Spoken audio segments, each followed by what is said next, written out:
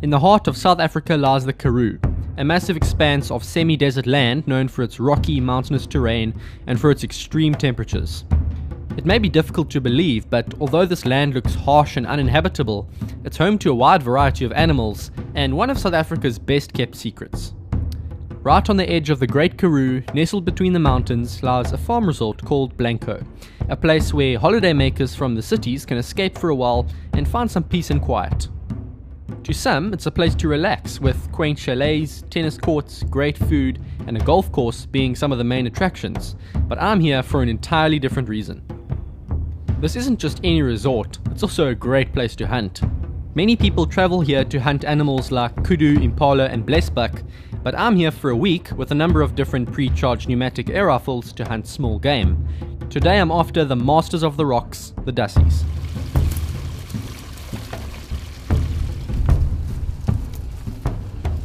Right, we've got a really exciting episode lined up for you today. A few hundred meters behind me is a cliff where we know there are literally hundreds of Dassies, so we're bound to get a few today.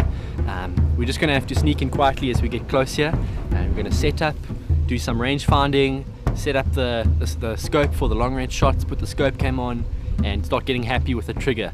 I'm expecting some good long range headshots. I think it'll be quite good, and I hope you enjoy it. Dassies are incredibly difficult to shoot for a number of reasons. Firstly, they are very alert, make too much noise and they are gone. And secondly, they blend in very well with their environment. It really does take a trained eye to spot them quickly. I set up in a valley right next to a very promising looking cliff, and it's only a matter of minutes before I get my first opportunity from 80 meters out.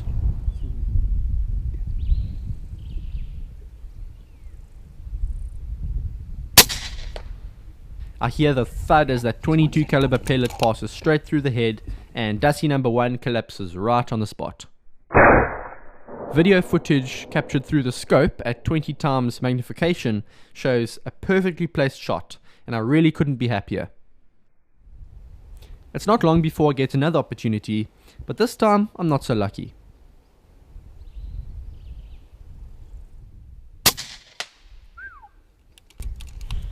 I think that went just above him. Do you know what I think happened?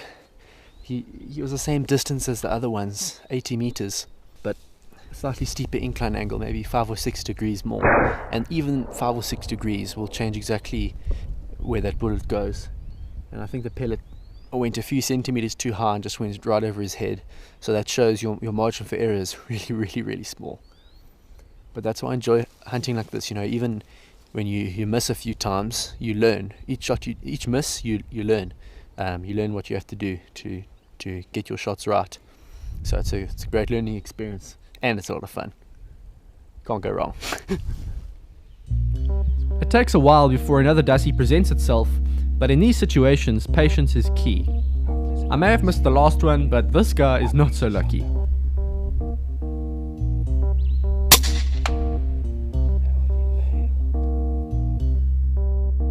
The Ultimate Sporter Extra is so accurate and so powerful that even an 80-meter shot like this is really just a piece of cake. The difficulty is predicting how gravity and the wind will affect the pellet in flight, but in this case I get it spot on, aiming half a mil dot lower than I did before. Dassie hunting is awesome because it really tests your knowledge of ballistics and your understanding of long-range shooting. It's almost impossible to estimate the distances because all the rocks look the same, and one rock can be 10 meters away from another and you'll never actually be able to tell that. So what I do is I follow a very specific method when I hunt these animals. The very first thing I do when I spot a Dassie is to take out the rangefinder and range the animal. In this case, all of them are more or less about 80 meters away. What I do then is I take my phone out. I've got a ballistics app. I measure the incline angle, and then I input both the incline angle and the distance, and then it gives me a number in minutes of angle of how I need to adjust. In this case, it's 9.25 minutes of angle for an 80 meter shot at a 25 degree incline. I put the data in, I turn to 9.25 minutes of angle, I aim dead on, held off a little bit for a wind from the right, about half a mil dot to a mil dot. It's been a great success so far. I keep scanning the rocks for movement. There are so many different caves on this cliffside that a Dassie could disappear in one spot and then reappear on the other side of the cliff seconds later, you really need to stay alert. I don't waste any time when the next one presents itself.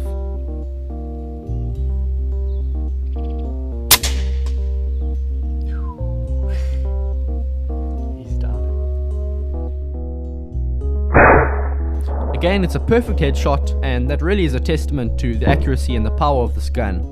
He rolls off the cliff, and I realize that the toughest part of the day is still to come. I've got to collect all of these afterwards.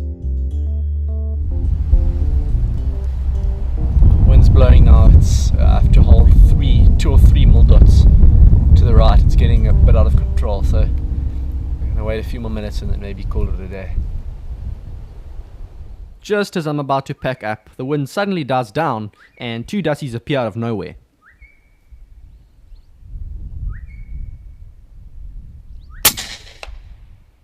The first one goes straight down, and I can just make out enough of the second one to place a shot right on the head.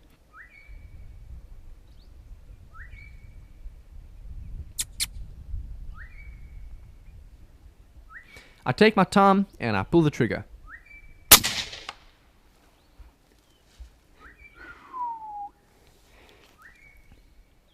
Oh, how awesome was that? I was about to call it quits. I was about to say that the wind was getting too strong. And I just thought, let's just wait about 10 more minutes and see what happens and we call it quits. I was about to actually get up and leave. I saw a little bit of movement. There was a dusty that was almost exactly the same color as the rock. I hadn't noticed before. And I aimed about a mil dot to the right, and the wind just happened to stop right now. Took my shot, nailed him, and there was another one that kind of went back into the cave. I waited for him to show a bit of his head. Took another shot and he dropped and he rolled down the cliff. It's so cool. I'm loving this. But we probably will call it quits now, because I think we've got enough for one day, and the wind is slowly but surely picking up, even though it's kind of quietened down for now. I know it's going to pick up again, so let's go collect those dussies. Right, before we head home, we're just going to go fetch all the dussies. We've got quite a climb ahead of us. That cliff's probably about 50 or 60 meters high, and those dussies, some of them have fallen off the cliff, so it's going to be difficult to find, but we'll find as many as we can. We're going to take them home. I don't like to let any animal go to waste, but let's go collect them up. It's a tedious climb, and it takes quite a while to get up.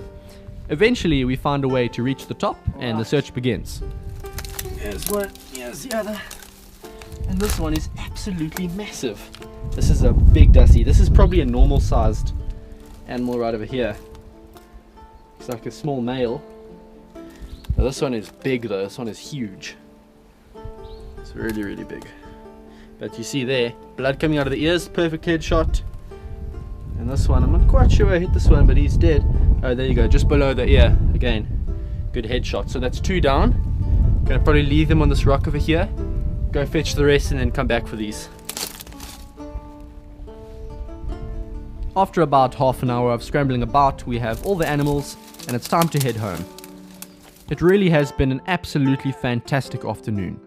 Ethical, humane hunting is something that I stand for, so to be able to take such clean shots from distances like this is just great, and I can only thank the equipment for that. Your gun has to be able to hit that kill zone every time, and the Ultimate Sporter delivered today as always. Just another day in paradise, and I know I can go to bed tonight with a smile on my face.